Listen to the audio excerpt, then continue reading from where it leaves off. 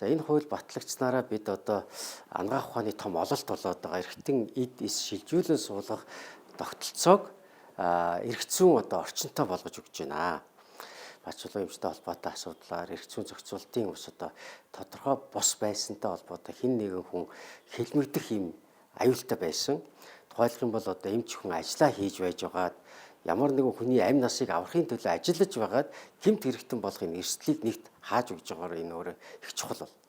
Тэгэхээр Монгол хүн бас одоо гадаад улс руу одоо их орноосоо явахдаа орон байраа зараад барьцаан тавиад явдаг байсан бол энэ цаг хугацаа ард хоцорсоо. Одоо эрүүл хүн заавал одоо хин нэгнийхээ хайр дуунаа аврах гэж тал эрхтнээ өгдөг биш. Одоо амьгууд онороос авах боломжийг бүрдүүлж өгч тэдгээрийн хэрэглээг нэмэгдүүлэх энэ эрх зүйн орчныг сайжруулж өгч байгаараа их чухал болно гэж харж байгаа. Хүн одоо жишээлбэл ширүүсэн ажиллагаа болчихсон, босож явж чадахгүй болчихсон юм улсууд ах юм бол тэдгээрийг одоо ширүүсэд дээр одоо шилжүүлэн суулгах, олон хүмүүсийн амьдралын чанарыг одоо бас сайжруулдаг юм бас эмчилгээний аргууд их дэлгэрсэн.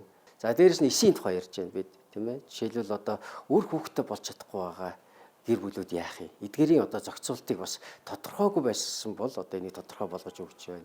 Бид бас одоо энэ хуулиараа биобанктай байх, за үүгээрээ дамжуулаад бас эрдэм шинжилгээ судалгааны ажил бид үүдэл эсүүдийг ашиглах энэ орчныг бас бүрдүүлж өгч байгаараа ирээдүйг харсан их том чухал зүйлүүд болж байна.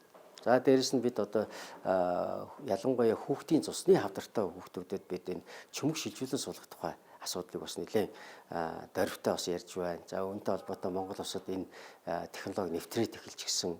За дээрэс нь бас одоо мэрэгжлийн юм төрөлцсөн эргэтэн эдээс шилжүүлэн суулгахтай холбоотой үйл ажиллагааг зохицуулдаг юм тусгай мэрэгжлийн төвтэй болж өгж байгаагаар бас одоо энэ арай гэж олдож байгаа амьгууд донорын эрхтнийг яаж шударга зөв хуваарлах вэ?